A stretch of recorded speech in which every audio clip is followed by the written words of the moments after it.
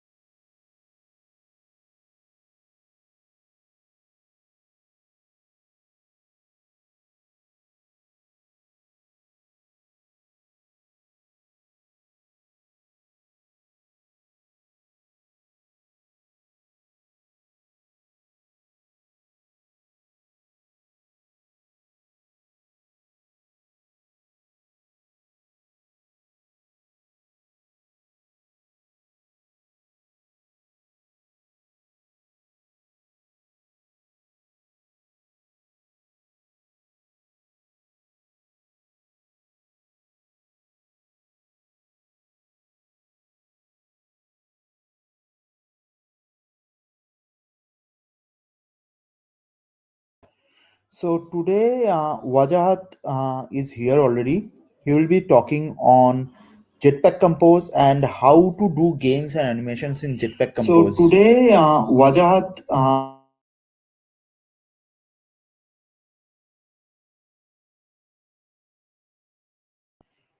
So Wajahat, let me introduce you. So Wajahat is another GD. He is a GD on Android. And he does pretty awesome stuff. He wrote a couple of books on Android. He has lots and lots of blogs, and I think he does YouTube as well. So he's from Pakistan, our neighboring nation. And yeah, over to you, Wajah. Hello, folks. How are you? My name is Wajahat Karim, and Karachi. It's cold here, and I believe that as well too. So it's winter, and doing live stream coding and talking about Jetpack Compose and on this early morning and the weekend at cold. So yeah, I'd like to thanks Kotlin Bangalore for having me around, and it's been really amazing so far to be speaking at various channels. Apparently, I think that online talks have opened a lot of many doors. So today I will be giving the same talk which I did earlier at DroidCon EMEM, and I'm also doing this similar talk at DroidCon Epic coming in the next 2 weeks. So it's about Jetpack Compose for games and animations. I'll be talking about different ways on how you can create, games or animations in Jetpack Compose. You have seen a lot of stuff about creating different UIs and that kind of thing. But I think that games and animations are another perspective which is very easy and developer friendly on Jetpack Compose. Slides.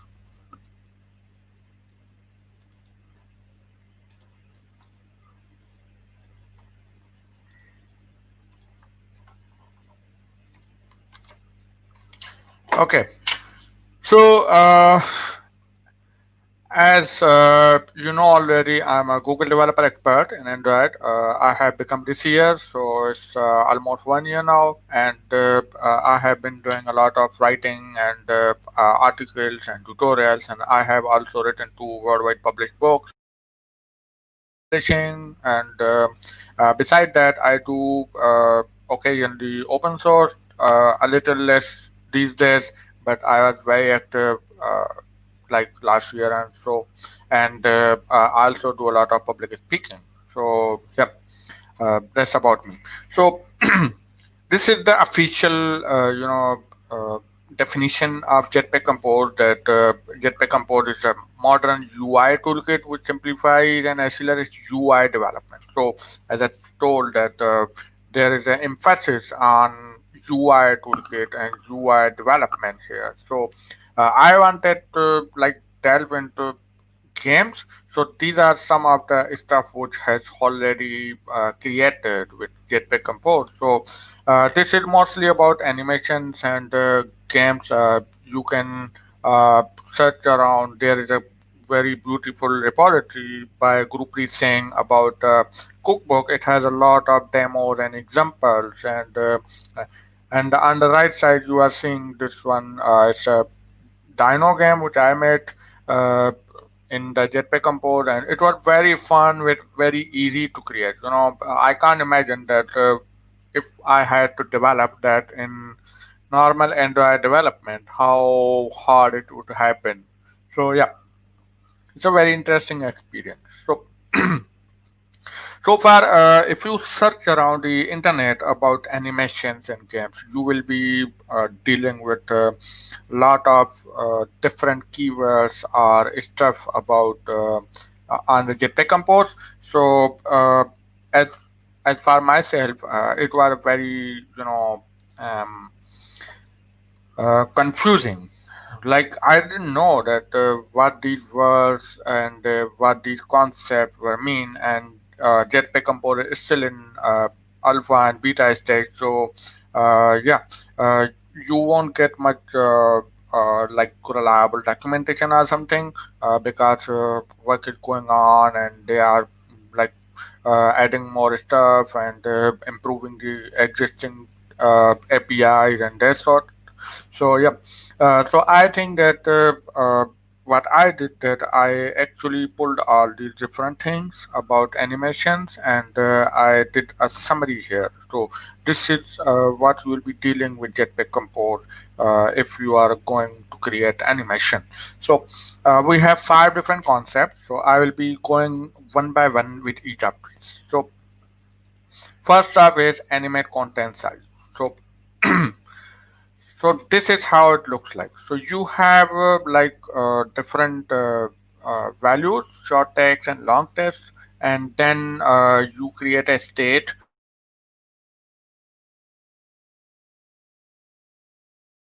from short to long or long to short. It's a simple text view. The the interesting thing is this one, animate content size. So I have a box and I have a text inside it. It has varying content, sometimes long, sometimes short, and all I did that I did this one modifier, animate content size. Now rest of it will be done by Jetpack Compose. So uh, when current text is short and user wants to go to the long text, Jetpack Compose actually it's will animate itself like all the changes. You probably have seen this in shared preference, shared transitions from one screen to other screen, and Android stuff deals with it automatically, like uh, is zooming in the image and putting the padding and filling the screen. So that kind of stuff. So this is what happens here. Like this is changed dynamically with different sizes. So yeah, you can see that in the demo that how text is shrinking and expanding. So not only text, you can apply this on any kind of stuff. Like here we in the box we have added like text with different kinds of like aspect ratio. So you can see we have a aspect ratio and same thing, animate content size. So I can also modify the configuration behind animate content size. So first thing is tween.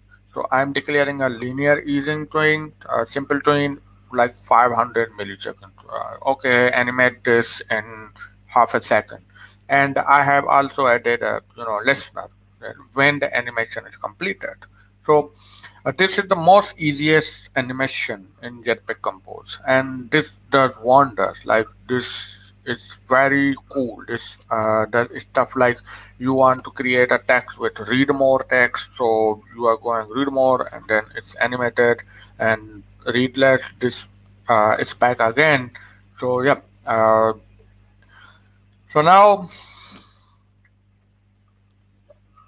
we are going to second thing, animated visibility. So this is similar to animate content size, but it's used for the visibility of two items.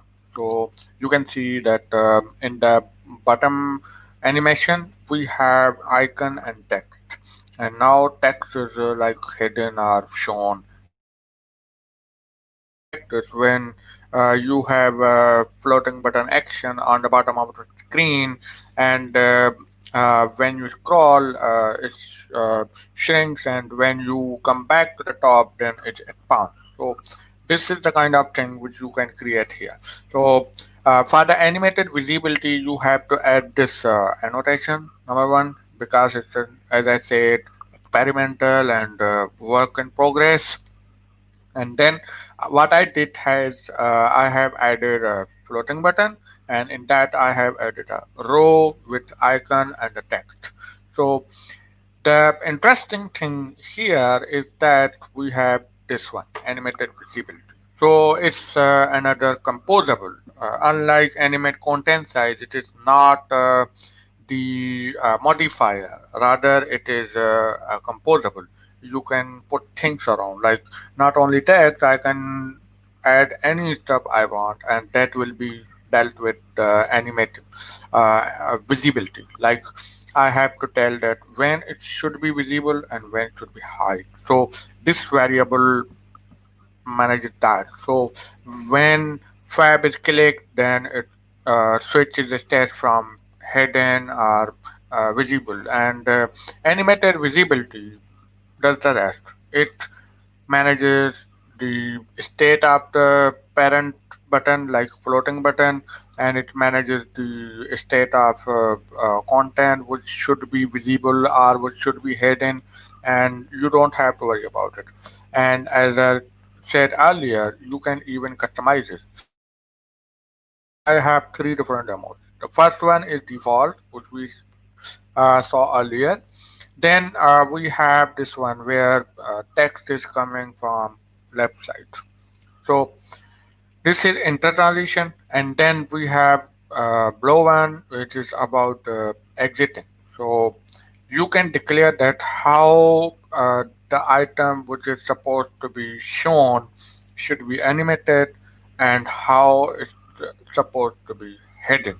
So you can customize it. So we can see that I have declared an enter transition that okay, slide in horizontally with 300 milliseconds, and uh, desk, and what is the initial offset from where it should come, and I can add an exit transition. Similarly, slide out, zoom out, and I can put easing, and I can put the offset that where should it go after the visibility. And so yeah, so that is animated visibility.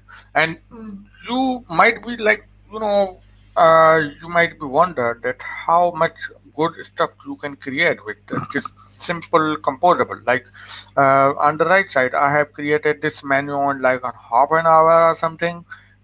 So all I do is whenever the button is selected, its text will be animated or hidden.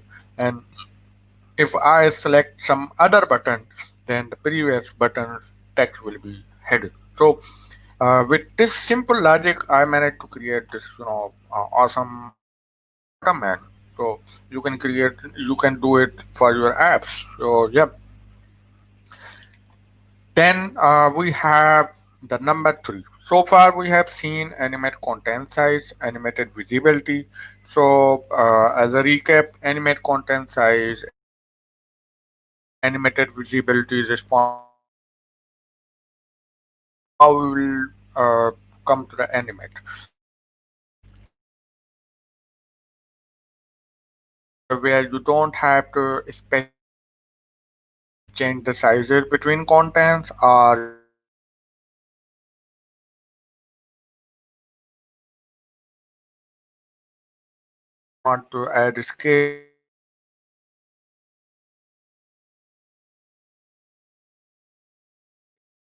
so this is like sort of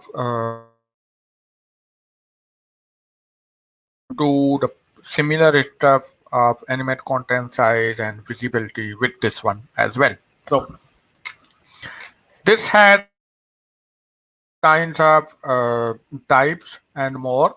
So integer, DP, color, rectangle,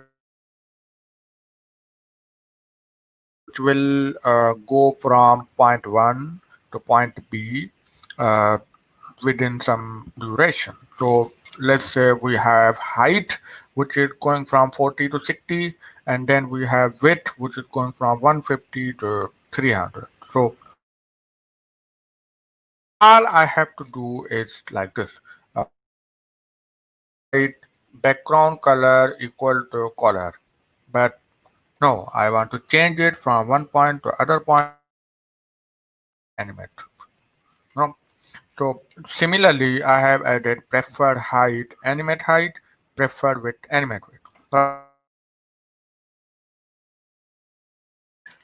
What it will do this like this. So when I click this, then it will switch the color from primary to secondary. So for the scale and color example, if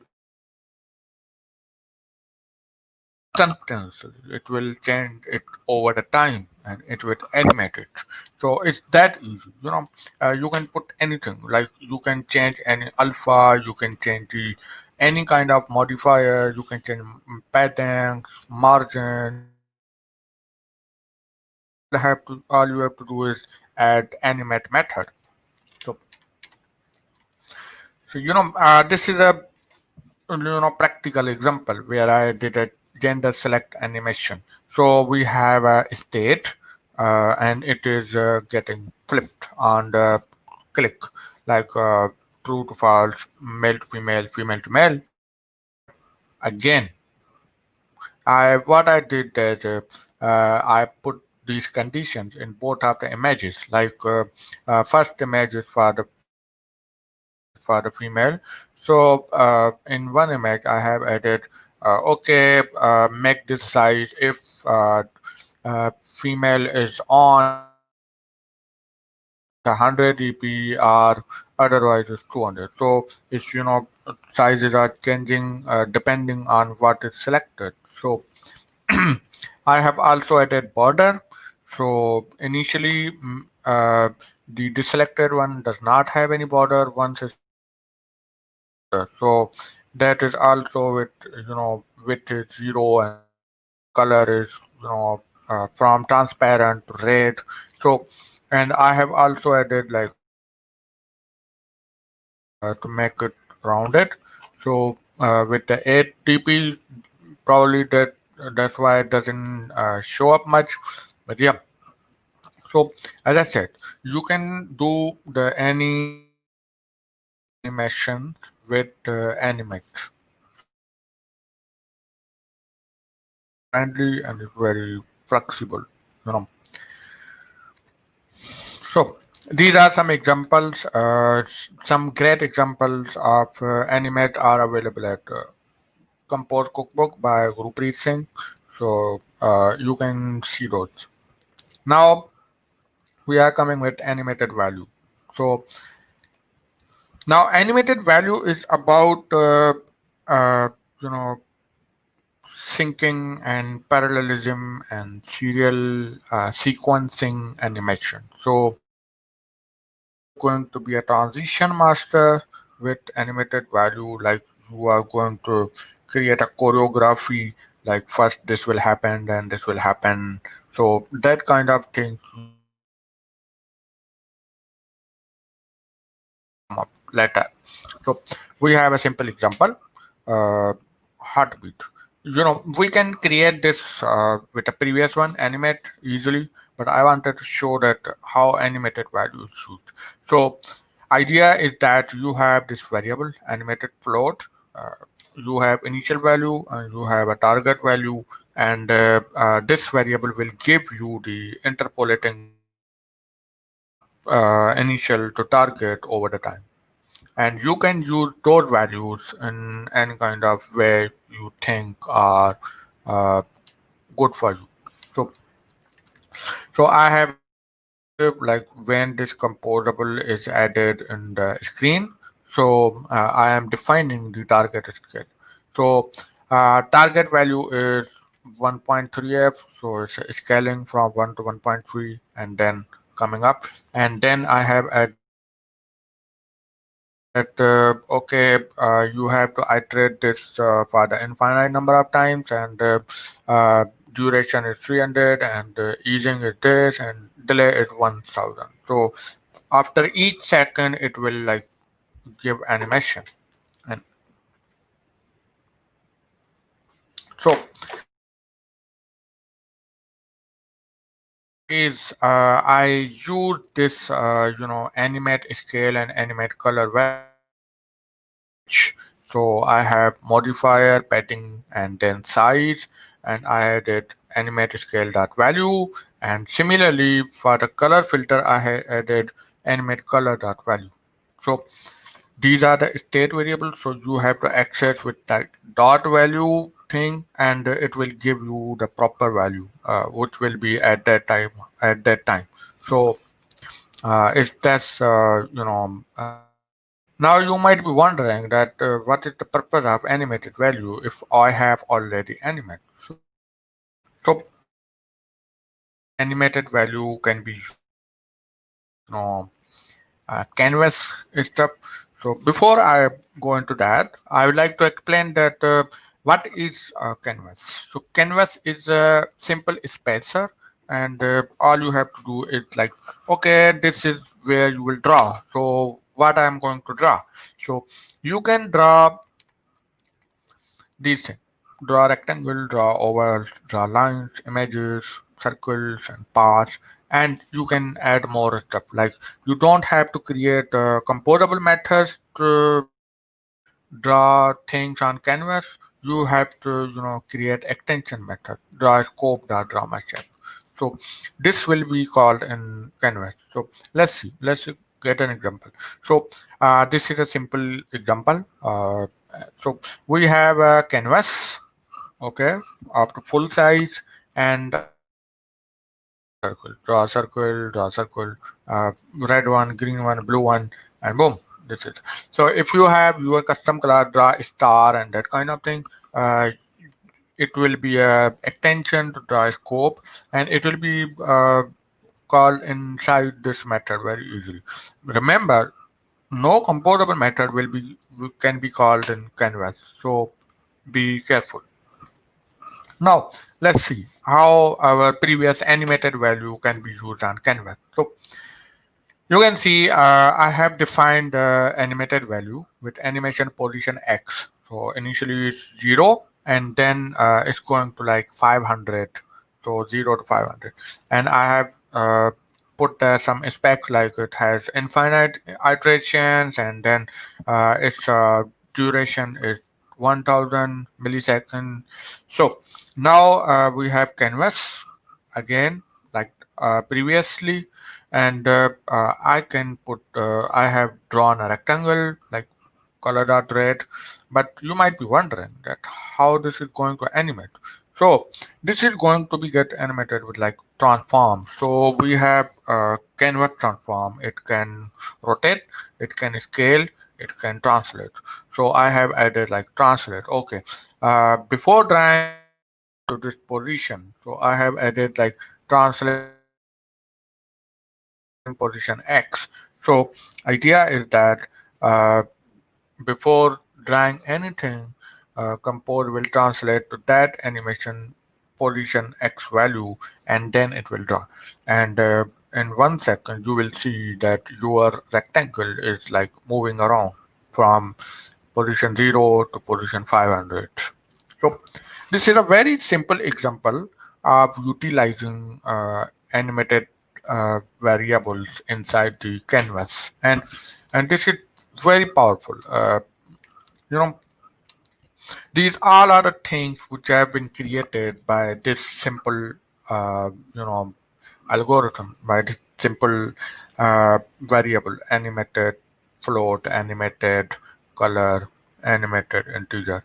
So I have created Dino Compose, and then these Alex Lockwood had created these amazing demos about creating infinite animations or rotating animations with this simple concept that you can just put anything on canvas, and once you have animated float, and then you can manipulate it accordingly and uh, do whatever you want. So yeah.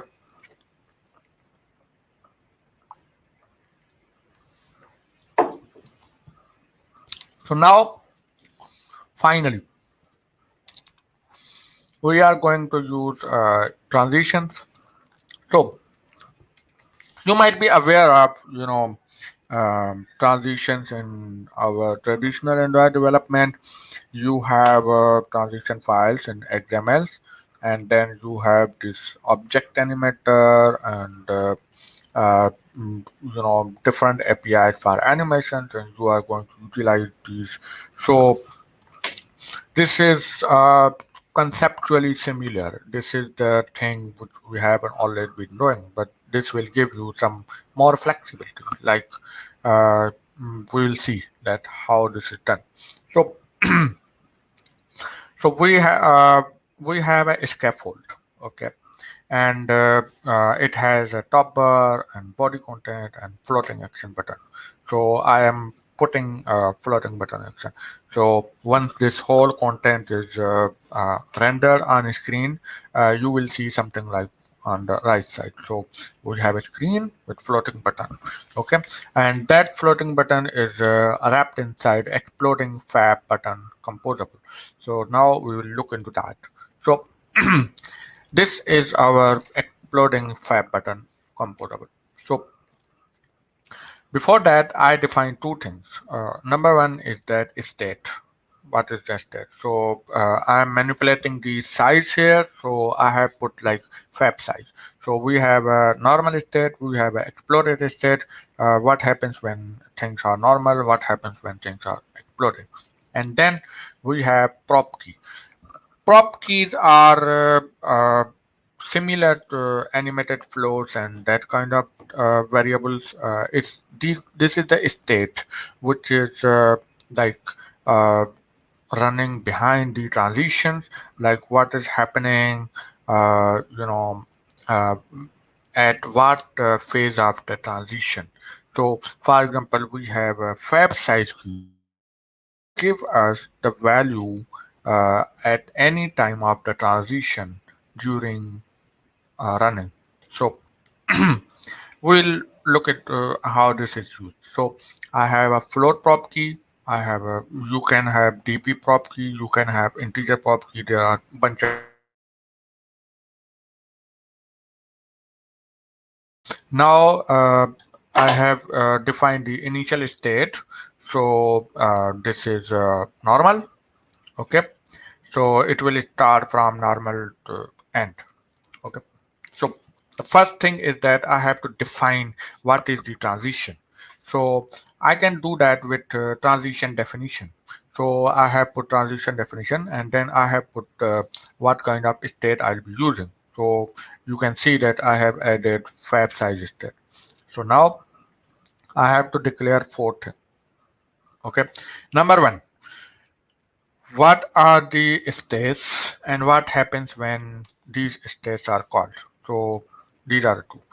When state is normal or when state is exploded. So when state is normal, make this ATF and make this 5000F. And you can see that how I use the fab size prop key. This will allow me to add more keys and more states at the same time. You know? So okay, now you have defined two states that when the button is normal, its size is 80, and when it's expanded, its size is 500, 5000. So you have defined states. Now you will define the transition. What happens when it's going from normal to exploded, and what happens when it's going from exploded to normal in the same uh, class. So we have states previously from the previous slide in the transition. Now we are going to declare the from normal to exploded. So you have these four kind of states like you want to put in something in middle, or you want to put it in something expanding. So you can add more states and you can add more definition like uh, how it's going to transition from state 1 to state 2. So I have defined here that from normal to exploded. Now I have put it like simple keyframes or twins or anime specs, whatever I can or whatever I want to put the animation spec. So simple words I have put keyframes. It allows me with more flexibility. You know, I can control at exactly at what frame I will be doing what. So we have size change from 80 to 5000, and 0 to 1000. So now when it's 100, its size is 80, and when it's 200, its size is 35, and when it's 1000, its size is 5000. And I can add more keyframes inside it to, customize it even more.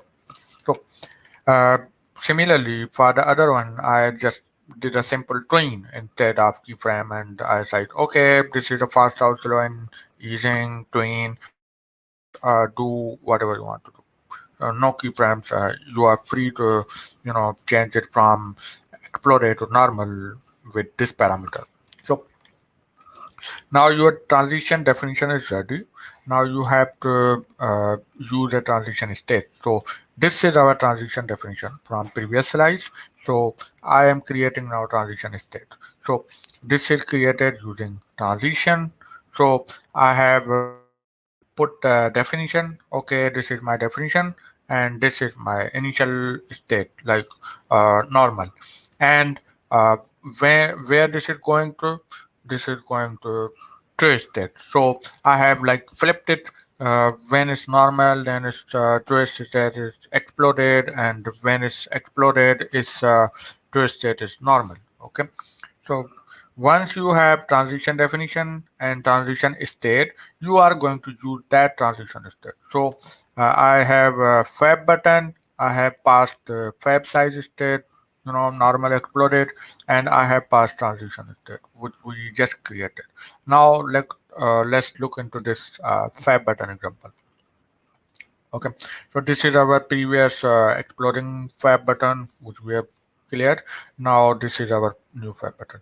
So we have a fab size state. So I'm simply adding a floating button with icon, and in the modifier, I'm using this transition state. You can see that I have added transition size, transition state, fab size key.dp. You see, so if I have to move this button like left or right, I will add another prop key with translation, and I will customize it in my transition definition. Okay, when the button is in the midway, then put it on the center or that kind of thing, and I'll just add the modifier or padding or colors or anything. This is how these pop keys are working at the same time for the greater and better animation. So this is a simple example. You can create more examples like I did this flip view. So idea is that we have two composables. So one is hidden and one is shown.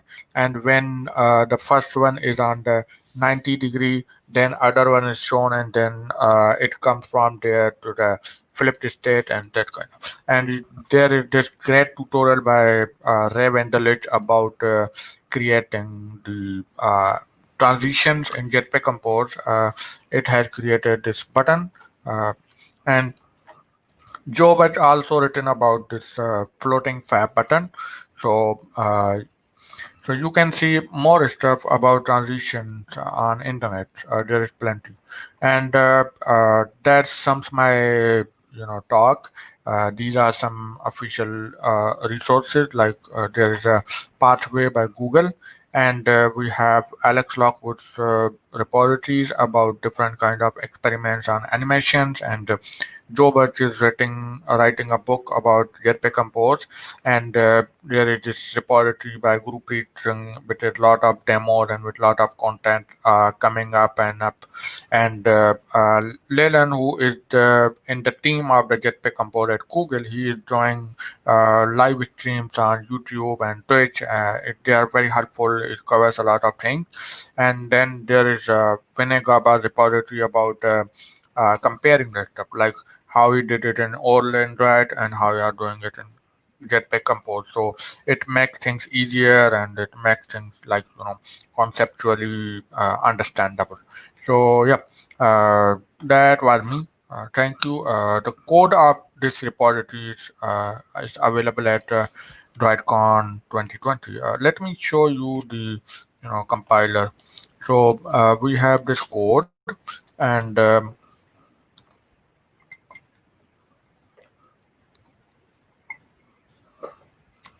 so I have added this another menu a few days ago. So this is using animate uh, type, and then we have these previous examples covered in the slides. Okay, so these are the same. Um, and then here we have the Ravender is transition button, and we have this flip view, and this is the exploding. So this repository contains all the things which you have already seen. So yeah, um, thank you. Thanks, Wajahat, for this great session. It was very much resourceful, and I learned a lot of new things in this session, honestly. And I'm too playing a little with the compose. So yeah, it was really great session. So yeah, I think our audience, if you have any questions, you can ask. And meanwhile, I would like to ask you a question for our audience. So, what do you think, about the learning curve? What are the new things you have to learn before starting with the compose? And if there is any gotchas? Okay, that is a very good question. Honestly, I'm also, exploring myself about this. So far, I have learned with working with Jetpack Compose is that there is this whole mindset. Before Jetpack Compose, we were, using the imperative UI pattern for the GS. We have this mindset that there is a UI in some other XML file or in some other custom view file, and it comes with a API contract, like what Mm-hmm. we can do with that and what we cannot do. And then we have this Kotlin or Java files where we have our business logic, and we have to continuously and at different events at different times we have to ping our UI and tell him that, okay, you have to show the loading now. Okay, just hide the loading, we are already under the content. So that kind of, so now you have to move from there, and you have uh, UI and code in the same file, and your UI is not actually in different part of the code. Is actually with you at the business logic, and there is no pinging like, okay, show this, hide this. There is nothing. You have to just dynamically declare the UI, like whatever data you are getting from the server, or whatever uh, content, whatever text, whatever things you get, you have to just declare it at runtime. So it's not like your UI is already created and you have to just switch the state, but rather it's just you have to do it at runtime. So this is a big mindset, especially I have been feeling myself, and it will take some time to get used to. There are some talks as well about this from the in compose pathway. There is initially there is this talk about changing the mindset from the Leyland. So yeah, so this is the big problem which I am feeling. But I think that once you are a little ahead of this, then you are not going to go back to the original Android development. You are going to stick around with Jetpack Compose. Yeah, that was great answer. So our next question, I think the answer to this is pretty obvious, but yeah, do you see Jetpack Compose as a future replacement for XML views? Yeah, I think yes. I'm not sure that whether XML is going to be ended or not, because I think that that will come a long way. We have like more than billion applications on Google Play Store which are already XML compatibility maybe at this time, but I think that Compose is going to be like uh, working beside the XML. At least it's going to be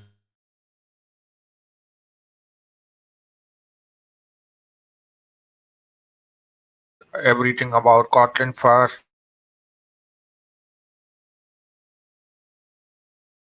you know everything will be in Jetpack Compose first, and there is already some work done. Like there, people have started creating forums around this, and you have a lot of information about Jetpack Compose on internet. So I think that for a while this will continue, and this is the future. Yeah. Yeah, again, a great answer. So now, as you said, that Jetpack Compose inflates the like creates the view at the runtime, not inflates. Sorry, creates the Yeah. view at the runtime. So what are the performance impacts? So earlier we had to the compiler had to parse the XML, right? So now it creates the UI on the runtime. So what is better on the performance? Have you measured it, or is there something? Sorry, your voice a little got broke up. Can you repeat the question? Yeah, yeah, sure. So earlier, as of current, XML gets parsed and then it shows on the UI, right? Now with Compose, UI gets created on the runtime. So have you measured performances on the UI? Like, is there any of them faster than the other, or is it being targeted to improve the performance, or is there anything about the performance? I think it works in a way that it's not like runtime, maybe, but I think that it works in a way that it does not need to get updated. Like, so ideally, you have to create, you know, uh, just for a simple example. Okay, we have a loading state, we have a content state. So first we are showing a progress bar, and once data is loaded, then you are showing the recycler view. But that was so in the XML you will be putting progress bar, you will be putting recycler view, you will be putting empty state, you will be putting error state, anything, and then you are going to depending on the data, depending on the status you get from the server, you are going to okay show loading, high loading, that but in the Compose the same thing is happening. Like okay, we are showing loading now, we are loading the data, so okay, just put a loader in the screen, and once you have got the data, okay, as soon as the data is received, then you have this bunch of the state variables which will which will be declaring the state so that you will get the live, you will get the notification that okay, state is activated. It seems that the server has loaded the data. So what we'll do is that you just put content on the state. So what I mean by at runtime is this, that You will be like, this will give you more flexibility as what to show, what to hide. And in the existing XML traditional scenario, I have observed that at some point in the application we have this invalid state, and we are wondering that how we got here. Oh, we forgot to hide this view at this time. So this is kind of thing which you can avoid with Jetpack Compose. Yeah, again, great answer. So our next question is how this compose creates views that supports various dimensions if it's a future replacement. I'm not sure about this at this time, so I can't answer it more accurately, but let me guess it around. So, at this time, Compose is in the development stage. Its API is finalized, so it's coming into beta. But I think that we have a lot of already, support from the traditional. So you can put the existing Android XML based views inside the Compose, and you can put existing Compose views inside the existing XML approach. So you can do both, and it's very easy. Not so much. People have put maps and Lottie animations and that kind of stuff inside Compose, which already Compose does not support at this time.